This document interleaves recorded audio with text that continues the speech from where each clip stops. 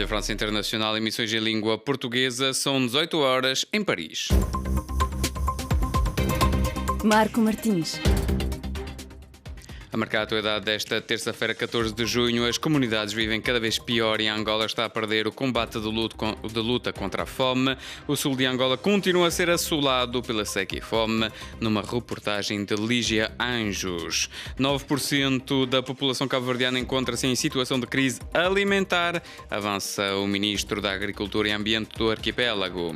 No Brasil, o caso do desaparecimento do jornalista britânico Dom Phillips e do ativista junto às populações índias Bruno Pereira, há uma semana na Amazónia, continua na atualidade. Estes e outros títulos já uma vez já assim um bloco informativo sob o comando técnico de Moussa Lichili. O jornal começa agora. Praia 99.3 FM. Começamos com a atualidade na África lusófona. As comunidades vivem cada vez pior e Angola está a perder o combate de luta contra a fome. O sul de Angola continua a ser assolado pela seca e fome. Se o governo quisesse, poderia acabar com a fome, afirma Oséias Manuel Cachinde, professor e representante do Fórum Regional para o Desenvolvimento Universitário. Um dos exemplos muito práticos que eu tenho estado a dar sobre essa resolução dos problemas, quando o nosso governo se quer acabar com a fome, ele consegue. Veja que o município do Verei é um dos municípios mais ricos em recursos de rochas ornamentais, mas é dos municípios que mais vive de fome. Existem empresas a explorar lá rochas ornamentais, a questão de recursos naturais, mas ainda assim aquela comunidade não vê esses mesmos benefícios desses recursos que são explorados naquela zona. Nós temos um município muito rico em peixe, o município de Tomba, mas essas mesmas comunidades quase não se beneficiam destes recursos. Esta é a importância de nós termos estado a fazer pressão ao governo que cumpra daquilo que ele ratificou, porque é um direito e os direitos são para ser cumpridos, porque os acordos não devem ser delatados na perspectiva de que é uma mera situação política. É preciso que os governos sejam muito atentos e sérios naquilo que eles ratificaram de forma internacional, e até porque o direito à vida, o direito à alimentação, o direito à água é um direito. Oséias Manuel Cachinde, professor e representante do Fórum Regional para o Desenvolvimento Universitário, entrevistado por Lígia Anjos, a nossa enviada especial.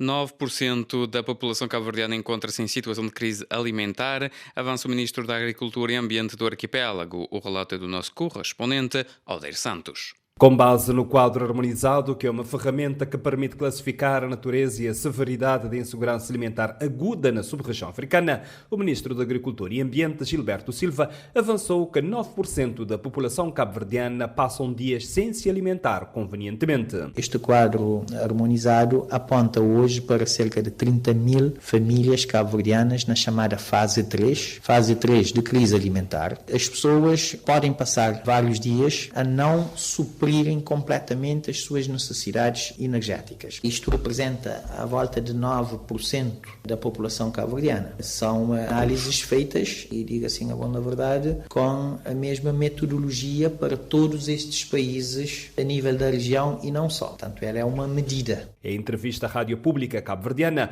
o ministro da Agricultura e Ambiente, Gilberto Silva, disse que comparado com o período anterior à crise provocada pela pandemia da Covid-19, houve um aumento de 6% de famílias a viver em situação de crise alimentar em Cabo Verde.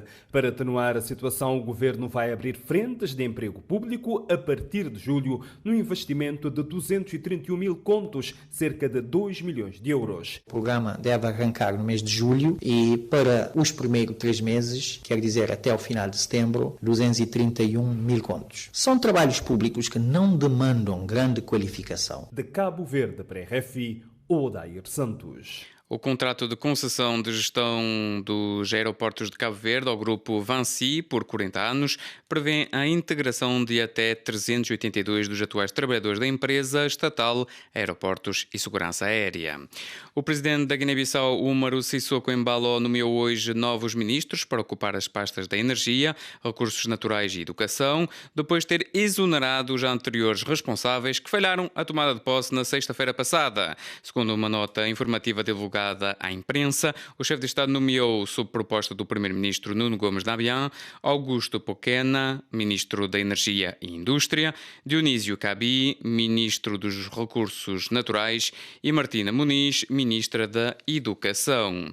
O chefe de Estado português Marcelo Rebelo de Sousa recebeu na segunda-feira o seu homólogo da Guiné-Bissau, Umaru Sissoko Embaló, que se encontra em visita privada a Portugal, divulgou hoje a presidência da República Portuguesa. A subsecretária de Estado para os Assuntos Políticos norte-americana anunciou hoje uma doação de 40 milhões de dólares para apoio aos deslocados de guerra no norte de Moçambique e vítimas de desastres naturais.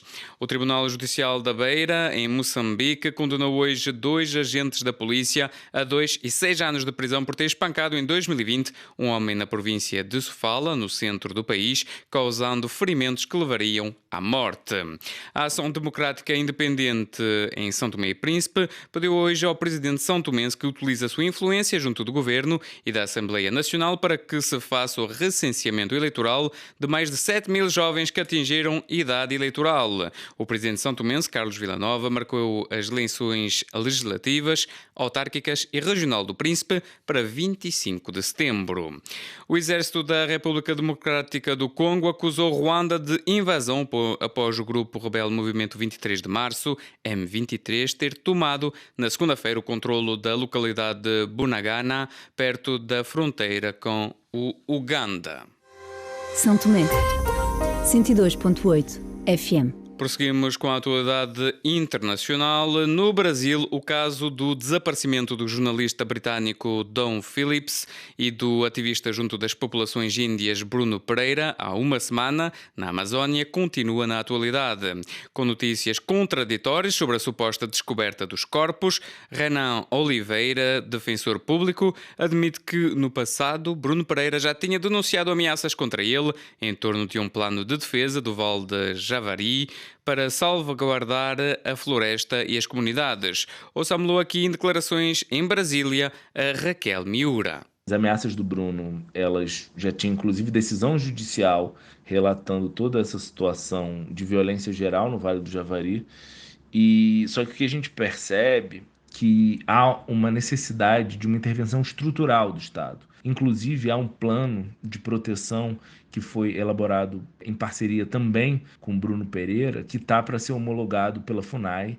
A gente espera isso, que a FUNAI concorde e, a partir daí, a Justiça Federal também irá homologar. Um lugar com mais, do Vale do Javari, mais de 8 milhões de hectares. É uma região muito grande. Então, o Estado brasileiro precisa efetivamente ocupar essa área, fazendo uma proteção territorial.